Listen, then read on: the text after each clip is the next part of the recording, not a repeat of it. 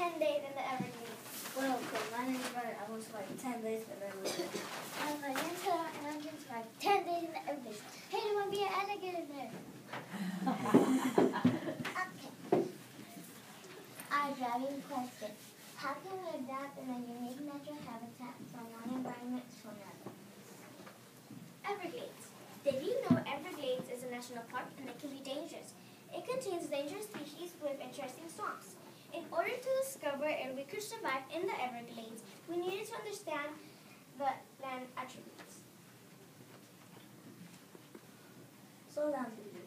Did you know that the land features consist of half swamps and half land? One of the most common trees are called the cypress trees. These trees can adapt to both types of weather. They can survive in hot, damp. This huge tree has trunks that are good habitats for different animals. How is this important to our survival? That's a very good question. We would have a hard time surviving in the Everglades because parts make floods.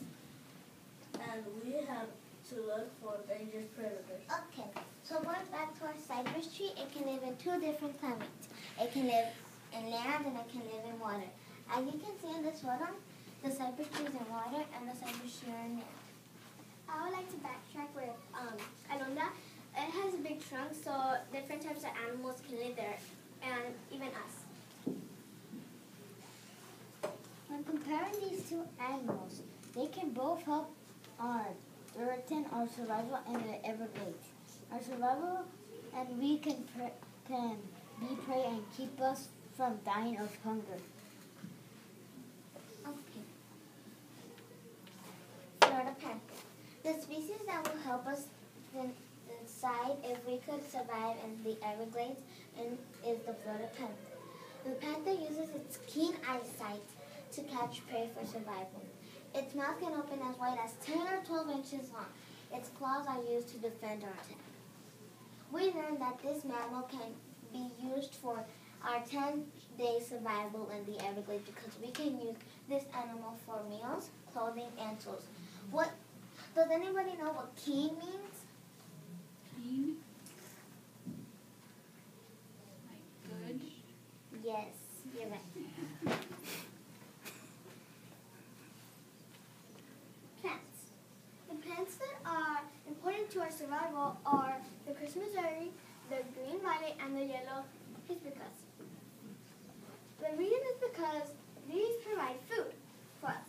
However, they are endangered of becoming extinct. Does somebody know what extinct means? It means to die off. Yes. Yes. So climate.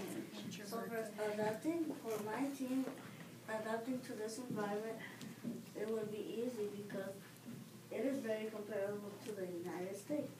So it can be sunny, humid, and cool. Does anybody know what humid means? Okay. Bigger. Needs a lot of water in the air, so it feels muggy. Correct. Yes. So the temperature can be anywhere to 80 or 90 degrees. Learned behavior. What are the basic needs by relying on learned behavior in response of living in a contain?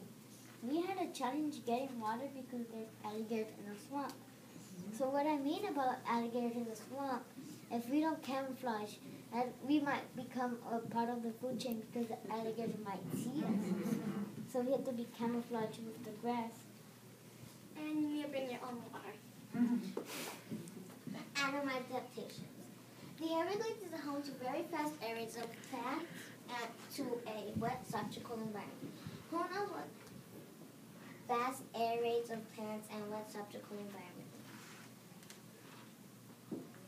Well, It's a lot of plants together. yes, Yes, it could. you're correct. Discoveries. We discovered that the Everglades is a national park and it's a dangerous, and there's mostly alligators because there's a swamp. So that means that the alligator is the main animal in the Everglades.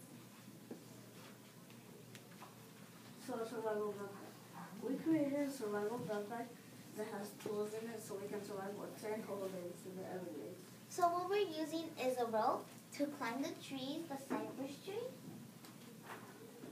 These boots are water boots, so when we're gonna walk in the Everglades swamp, and they protect from bites.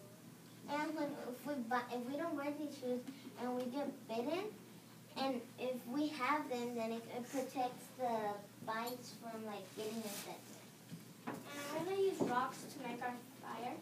We're gonna use the Florida Panther, its skin, and its meat for our meat.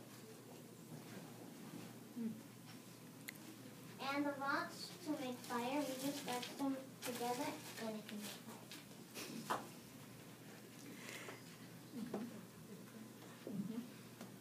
The team, Alondra, which is me, Karime, which is me. Brian, which is me. Gerardo, which is me, searching for an adventure in the Everglades. Before we say our ending, we're going to go back to our driving question, which is, how can we adapt and survive in the unique natural habitats from one environment to another? So the unique natural habitats is here in Rockwall. And how can we go all the way to Florida surviving in a wilderness environment that we're not used to?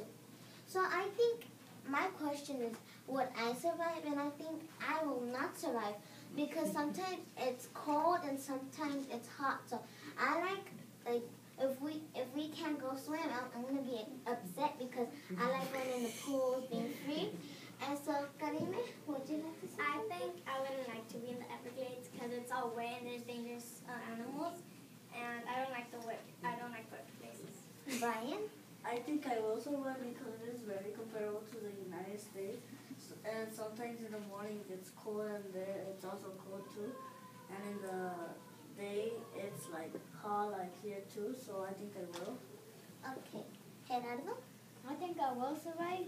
I would like to piggyback that to Brian that the United States is very comparable to Everglades because it's just like the same because the weather is like sometimes 70 or 79 and like sometimes when it's winter we can just wear a jacket for an Everglades.